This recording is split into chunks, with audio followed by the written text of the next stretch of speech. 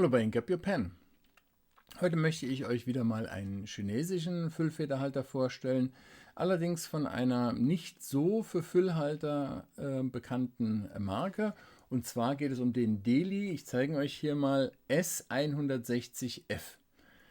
Wie immer werde ich euch so ein bisschen was zu der Marke erzählen, werde euch natürlich den Füllfederhalter beschreiben, werde euch sagen, was ich bezahlt habe, wo ihr ihn bekommen könnt.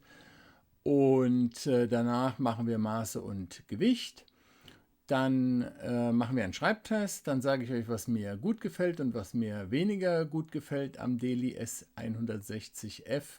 Und zum Schluss ziehen wir ein kurzes Resümee und ich verrate euch, wo ich ihn wo ihr ihn bekommen könnt und wie viel Geld ihr ausgeben müsst und ob ich ihn mir wieder kaufen würde oder vielleicht auch eher nicht. Dann fangen wir jetzt hier an bei Ink Up Your Pen. So habe ich ihn bekommen, den Deli S160F. Ja, Deli, habt ihr vielleicht schon mal gehört oder bei AliExpress gesehen, da habe ich nämlich gekauft. Deli ist eine chinesische Marke, übrigens an der Stelle sei wieder darauf hingewiesen, weder Deli noch AliExpress geben mir etwas dafür, dass ich euch heute hier den Füllfederhalter vorstelle, sondern ich mache das deshalb, ich sage es in jedem oder in fast jedem meiner Videos dazu, damit ihr euch einen Eindruck verschaffen könnt und vielleicht überlegen könnt, euch selbst so einen Füllfederhalter zuzulegen. Okay, also Deli, chinesische Marke, relativ jung, 1981 gegründet und ja, die machen alle Arten von Büroartikeln. Also ihr könnt bei Deli auch Möbel kaufen zum Beispiel. Ich weiß zwar nicht, wie man die aus China hierher kriegt, aber theoretisch, oder zu welchem Preis man die herkriegt, man wird die schon herkriegen. Aber theoretisch wäre das auch möglich. Also wie gesagt, alle Arten von Büromaterialien. Und Füllfederhalter sind eigentlich nicht deren Spezialität. Man findet die relativ selten. Das war eigentlich auch der Grund, warum ich ihn mir gekauft habe. Und zwar habe ich ungefähr 5,50 Euro dafür inklusive Versand bei AliExpress bezahlt. Und ja, wenn ihr euch selber mal einen Eindruck verschaffen wollt über Deli-Produkte, interessanterweise ist aber auf deren Website der Füllfederhalter nicht gelistet, dann könnt ihr unter www.deliworld.com euch einen Eindruck verschaffen, wer denn Deli ist und was die denn alles so machen. Okay, ja, so kam er bei mir an hier, der Füllfederhalter. Ist so eine Pappverpackung. Die hat ein bisschen gelitten durch den Versand aus China. Der war in so einer Plastiktüte, so wie die üblichen Sachen eben laufen, wenn sie aus China kommen. Das ist jetzt nichts Außergewöhnliches oder nichts Besonderes gewesen.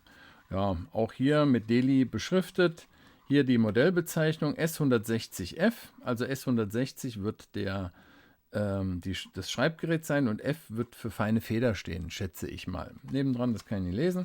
Hier an der Seite steht nichts, an der Seite auch nicht, Kopf und Ende auch nicht und hier hinten steht noch ein bisschen was drauf. Dann steht hier 1.8.2022, könnte eine Art Produktionsdatum sein. Dann Deli, dann nochmal die Modellbezeichnung S160F, dann eine Menge Sachen, die ich nicht lesen kann. Eine Telefonnummer, falls ihr euch beschweren wollt, dass das Ding nicht schreibt oder irgendwas, keine Ahnung. Weiß zwar nicht, was er dafür bezahlt, aber da kann mir dann der ein oder andere mal schreiben, falls er da mal angerufen hat und was sie dazu gesagt haben. Und hier steht nochmal eine andere Webseite drauf. www.nbdeli.com. Da kommt ihr dann aber, wenn ihr das eingebt, das habe ich auch gemacht, da kommt ihr dann auf der Seite, die ich euch eben genannt habe, nämlich www.deliworld.com, kommt ihr dann raus. Ja, GB 21027, weiß ich nicht, was das heißt. Mit den anderen Bezeichnungen kann ich auch nichts anfangen. Okay, dann nehmen wir ihn mal raus. Aber wie gesagt, alles einfache Pappe. Dann kommt er hier auf so einem Pappschuber nochmal, das ist auch Pappe raus. Und hier drin ist noch, legen wir das mal beiseite, hier drin ist noch eine Anleitung. Die wird bestimmt so zusammengefaltet, die hat auch ein bisschen gelitten. Sieht mal aus, als wäre das hier. So die richtige Art, es zu falten. So müsste die, glaube ich, aussehen, wenn ich mir das hier so anschaue. Oder auch nicht. Ja gut, geht nicht. So, also hier Deli steht hier drauf. Hier wird nochmal gezeigt, wie man eine Tintenpatrone einlegt. Hier wird gezeigt, wie man einen Füllfederhalter im Tintenfässchen mit einem Konverter befüllt. Den Rest kann ich lesen. Und hier wird nochmal die Reinigung gezeigt. Man scheint den also nicht zerlegen zu können, sondern muss das Griffstück hier unter Wasser halten oder einlegen. Dann werden hier nochmal die Bestandteile beschrieben. Ja, können wir auch erstmal neben hinlegen. Kann ich wenig zu sagen. Das hier ist eine einfache Pappe. Da ziehen wir den mal ab. Und dann kommen wir hier zu dem Füllfederhalter. Ja, Füllfederhalter schwarz mit silbernen Applikationen. Sieht ganz nett aus, muss ich sagen. Erinnert so ein bisschen an Lamy Safari, finde ich. Zeige ich euch auch noch eine andere Stelle, warum ich das denke, dass man da so ein bisschen eine Nähe gesucht hat. Aber es sieht nicht schlecht aus, muss man sagen. Einzige, was mir aufgefallen ist hier, dieses Schwarz, ich weiß nicht, ob das hier so deutlich wird, doch, so ein bisschen sieht man es, das zieht unheimlich den Staub an, dieser Kunststoff. Also man hat sofort da so ein paar Staubflecken drauf und so ein paar kleine Krümelchen. Also das ist mir gleich aufgefallen, das ist, glaube ich, hier so ein bisschen verstärkt oder verstärkter, als es bei anderen Kunststofffüllfederhaltern mir aufgefallen ist. Ja, dann kommen wir einfach mal dazu, zu den einzelnen Bestandteilen. Es ist hier eine Steckkappe, die sitzt auch, wenn ihr das so seht, die sitzt recht gut drauf. Da gibt es kein Problem, die fällt euch auch nicht ab. Die Kappe ist in Kunststoff gehalten. Mal gucken, ob wir hier reinschauen können. Ob ihr da was seht, genau so. Da seht ihr unten nochmal alles Kunststoff, leichte Innenkappe, oben verschraubt. Oben verschraubt ist dann der Clip dran. Den Clip zeige ich euch mal, der ist wirklich sehr gut. Der ist nicht federnd gelagert, aber wirklich sehr funktional. Kann man nicht sagen. Ja, hier am Kappenkopf nochmal so ein bisschen abgesetzt. Erinnert auch, diese Konstruktion erinnert so ein bisschen an Lamy auch. Hier ist wäre die dann zwar frei, aber ja, sieht so ein bisschen aus wie Lamy, sage ich mal einfach. Aber ist wirklich wertig gemacht. Keine scharfen Kanten dran am Kunststoff, da ist nichts zu meckern. Hier nochmal das Logo Deli, da seht ihr das auch nochmal. Okay, dann kommen wir zum Füllfederhalter an sich. Der liegt gut in der Hand. Hier seht ihr so ein bisschen, mal gucken, ob das hier so rauskommt. Genau, hier, wenn ich das so drehe, seht ihr so ein bisschen, dass er wie so, nicht Griffmulden hat, also nicht so extrem, aber der ist jetzt nicht rund hier unten, sondern der ist schon so ein bisschen so, dass man ihn so halten kann wie einen Lamy Safari. Das sieht man schon. Die Feder ist auch so ein bisschen gestaltet wie eine Lamy-Feder. Hier seht ihr aber auch nochmal gebrandet mit Deli F. Also ist jetzt auch, sagen wir mal, ist vielleicht, aber ein Klon wäre übertrieben. Aber hat so ein paar Anlehnungen an Lamy. Tintenleiter ohne Lamellen, würde ich sagen, auch typisch Lamy. Und Griffstück, ja, sehr, sehr gut, sehr griffig. Nicht übermäßig breit, nicht zu klein. Liegt gut in der Hand, muss ich sagen. Dann schrauben wir den mal auf. Dann haben wir hier einen Konverter mit dabei. Der ist auch gebrandet hier, wenn ihr das so seht. Deli ist sogar so eingraviert, also nicht nur drauf gedruckt. Also insofern schon hochwertig. Hier diese Mulden seht ihr auch, kennt ihr vom Lamy. Also kann man schon sagen, ist so ein bisschen in dieser Richtung. Ich habe ihn hier schon mal mit Tinte befüllt. Und ich habe mich für Waterman Audacious Red entschieden, für den Füllfederhalter. Ja, schauen wir hier nochmal. Es ist so ein Metallring hier unten. Wie gesagt, Schrauben oder Gewinde und Aufnahme, alles in Kunststoff gehalten. Macht einen vernünftigen Eindruck. Ist jetzt auch nicht wow, aber finde ich sehr gut. Auch hier dieser Konverter mit dem eigenen Brand. Ist in Ordnung. Was ich nicht so toll finde, ist hier unten, mal gucken, hier seht ihr das. Da ist vom Gießen des Griffstücks ist da so eine Linie geblieben. Also da finde ich, das kann man besser machen, auch für 5,50 Euro. Das finde ich nicht so toll. Ist jetzt nicht störend, aber wenn ihr hier so drüber fahrt, muss ich sagen, merkt ihr es doch. Ja, also da finde ich, das kann man besser machen. Legen wir mal das Griffstück und den Konverter nebenhin. Schauen uns nochmal den Schaft an. Schaft hat hier auch so ein Abschlussstück. Da würde ich sagen, das ist Kunststoff, so wie es ausschaut. Sieht aber ganz, ganz wertig aus, ganz nett aus. Kunststoff, alles Kunststoff. Gucken, ob man hier nochmal reinschauen kann. Genau. Da sieht man oben nochmal das Kunststoffabschlussstück. Alles okay. Hier seht ihr mal so ein bisschen, wie das den Staub hier anzieht. Seht ihr das, diese Flecken da drauf? Das ist einfach, wenn ihr da drüber fahrt, ist wieder weg. Aber dieses Plastik oder dieser Kunststoff, der zieht den Staub an. Okay, so viel zur Beschreibung des Füllfederhalters. Und dann machen wir gleich mal Maße und Gewicht. Hier im geschlossenen Zustand, so wie er jetzt hier vor euch liegt, misst er 14,1 cm. Ohne Kappe, wenn ich ihn so in der Hand halte, und da muss ich sagen, ist er wirklich sehr bequem in der Handhaltung. Ohne Kappe misst er 13,1 cm. Ich habe recht große Hände, das ist überhaupt kein Problem, liegt wirklich sehr, sehr gut in der Hand. Dadurch, dass es alles Kunststoff ist, kann man den auch prima aufgesteckt benutzen. Wird dann leicht kopflastig aufgrund des Metallclips. Wäre jetzt nicht so viel, finde ich, aber ich will es euch dazu sagen, ich bin sowieso kein Freund von aufgesteckten Benutzen, aber dann wäre er 16,3 cm lang. Der ganze Füllfederhalter wiegt, befüllt mit Tinte und mit dem Konverter, der mitgeliefert wird, 19,3 Gramm. Okay. So viel zu Maßen und zum Gewicht, und da kommen wir als nächstes zum Schreibtest. Der Schreibtest. Wir haben heute hier vor uns den Deli S160F. Der hat eine F-Feder, daher auch der Name. Die Tinte ist Waterman.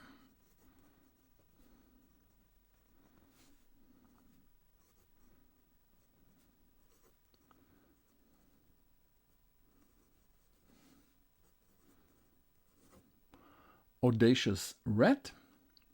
Das Papier ist wie immer Clairefontaine.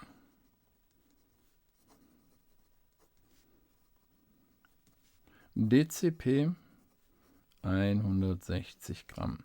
Ich sage das immer wieder dazu. Ich möchte ja, dass ihr vergleichen könnt, wie sich die unterschiedlichen Füllfederhalter, die ich euch hier vorstelle, anhören, damit ihr das Feedback hören könnt. Und deswegen nehme ich immer das gleiche Papier, sodass man auch, oder dass es für euch auch leichter ist, einen Vergleich anstellen zu können.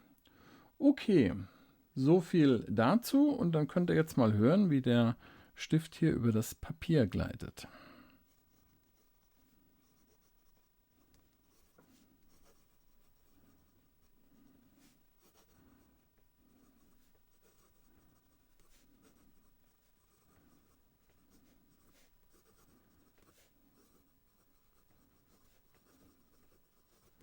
Ja, ich denke, ihr habt es gehört. Das klingt gar nicht schlecht. Das ist eine feine Feder. Die gibt natürlich auch ein gewisses Feedback. Finde ich völlig in Ordnung. Ist jetzt nicht besonders weich, ist eher eine harte Feder vom Gefühl her. Und ja, aber zeigt jetzt auch keine Menge. Jetzt haben wir einen Moment offen gelassen. Dann gucken wir mal, ob er gleich da ist. Ja, sofort da.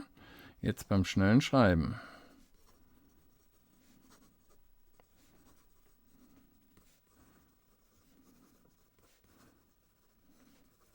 Ja, ihr seht auch hier keine Aussetzer.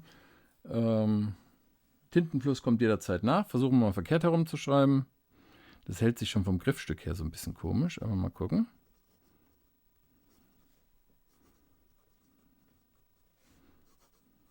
Kratzt jetzt auch nicht wesentlich mehr.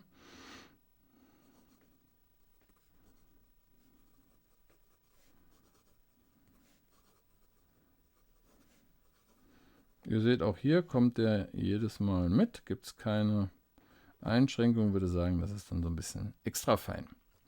Okay, dann gucken wir mal, ob wir ein bisschen Variation hineinbekommen in die Feder. Ne, da ist nichts rauszuholen. Tintenfluss schauen wir uns nochmal an. Ja, völlig in Ordnung. Also da kann man gar nicht meckern. Okay, so viel zum Schreibtest, und dann sage ich euch als nächstes, was mir gut gefällt und was mir weniger gut gefällt am Deli S160F. Was gefällt mir gut, was gefällt mir weniger gut am Deli 160F? Jetzt zeige ich euch nochmal.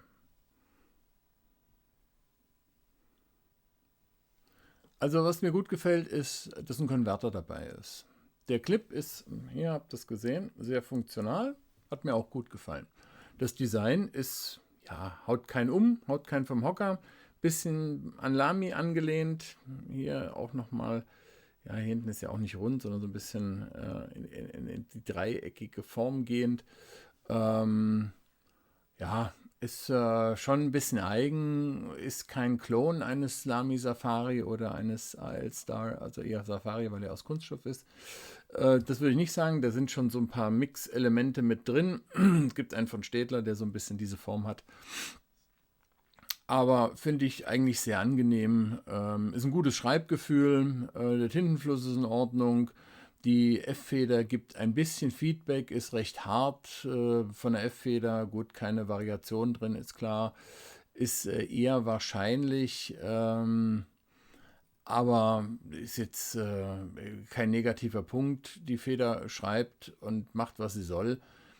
Ist relativ unspektakulär, also kann man nicht als negativen Punkt sehen, dass sie doch recht steif oder hart ist. Was gefällt mir weniger? Weniger gut gefällt mir, dass dieser Kunststoff, dieser schwarze, so viel Staub anzieht. Man hat sofort Flusen und Staub dran und muss den dann immer wieder abwischen. Ich hatte es euch vorhin gezeigt, da hat man das besser gesehen.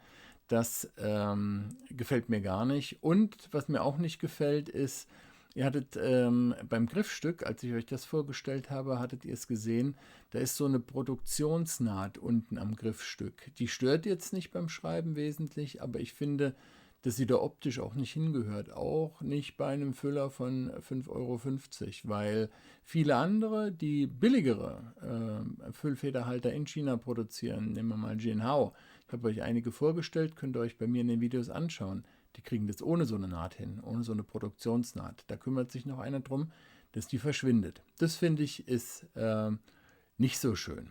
Ja, Resümee, würde ich mir wieder kaufen. Es ist aus meiner Sicht einfach so ein einfacher, zuverlässiger Füllfederhalter, ist so mein erster Eindruck.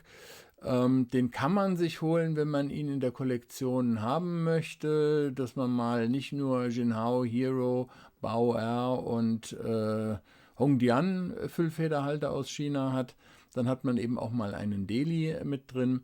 Er ist jetzt nicht wirklich etwas Besonderes, weder designtechnisch noch von den Schreibeigenschaften her. Er vermittelt so ein bisschen Zuverlässigkeit. Man nimmt ihn raus, schreibt damit, legt ihn wieder weg. Da hat man keine Probleme. Kappe sitzt auch sehr fest. Kann man auch mitnehmen.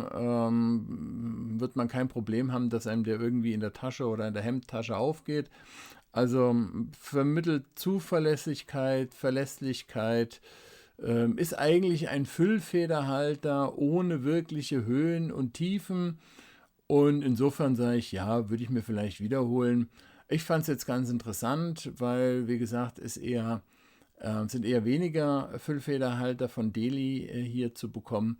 Und deswegen habe ich ihn mir gekauft. Okay, ja, wie seht ihr das? Habt ihr vielleicht auch einen Deli oder vielleicht noch ein anderes Modell? Hat euch ja die Webseite genannt, da sind noch andere Füllfederhalter von Deli drauf. Und ich würde mich über eure Kommentare freuen, würde mich auch freuen, wenn ihr meinen Kanal abonniert und dann sehen wir uns das nächste Mal bei Ink Up Your Pen.